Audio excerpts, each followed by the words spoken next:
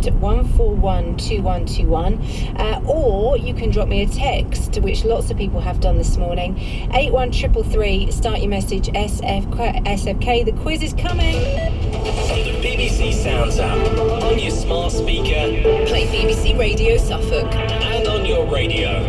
The sound of Suffolk is BBC Radio Suffolk.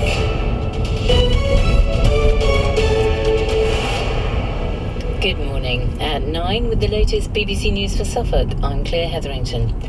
The UK's 20-year military campaign in Afghanistan has come to an end. An RAF plane carrying the last British troops and diplomats left Kabul airport last night.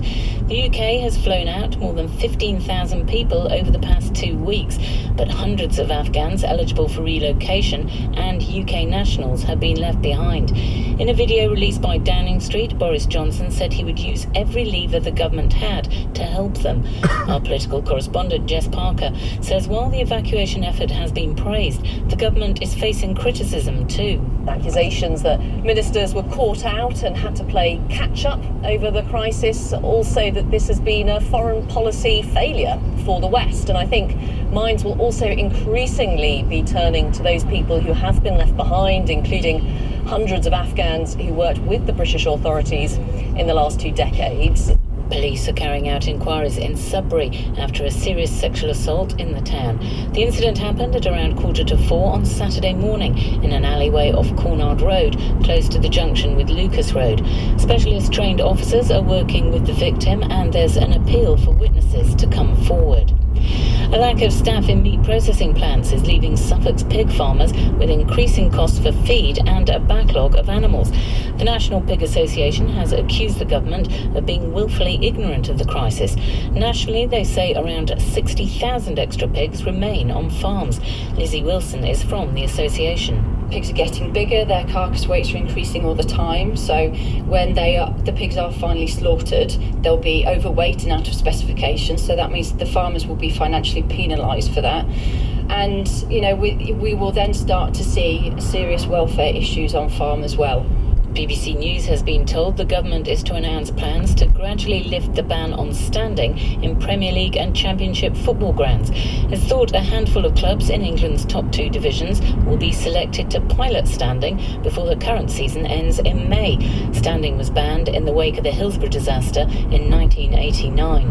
And the little store in the Ravenswood part of Ipswich is set to move over the road after securing planning permission. Charlotte Spackman has more.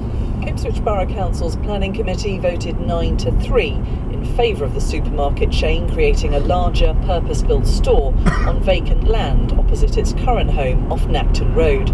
It's been confirmed that all existing staff will move across with the store to its new unit, and a further 10 new jobs will be created. No objections were received by members of the public for the plans. Suffolk's weather, a cool day with plenty of clouds, some sunny spells likely too, a top temperature of 20 degrees Celsius. It'll stay cloudy overnight with lows of 12. For an update anytime, you can ask your smart speaker to play BBC News for Suffolk. The sound of Suffolk. of Suffolk. Sarah Lilly at breakfast. BBC Radio Suffolk. Well, hello there, welcome to Sunday morning. How are you doing?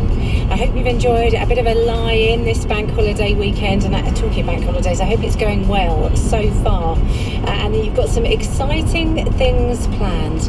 I'm with you through until 10 o'clock, and this hour of the programme is mainly all about the Sunday Connection quiz. We do it every week, 10 questions, first 9 are general knowledge. Get as many right as possible, because one word from each of your first 9 answers forms you a connection, and that's question 10. What's the connection? We love the team names, we love to hear who's playing along. If you're new, let us know about it as well, although I'm sure I recognise a new name. Nutella with Marmite in Saxmundham, they are just about ready and they are registering for the connection quiz this morning. We've also got Ali B in not Cratfield, oh dear, ready for the quiz. She's moved. Bosley's Buddies are saying hi from Wakes Cone. They are ready for the quiz too. If you want to know more, if you want to meet our quizmaster, he is on the way. Sarah Lilly at breakfast. BBC Radio Suffolk. After this, from Clean Bandit.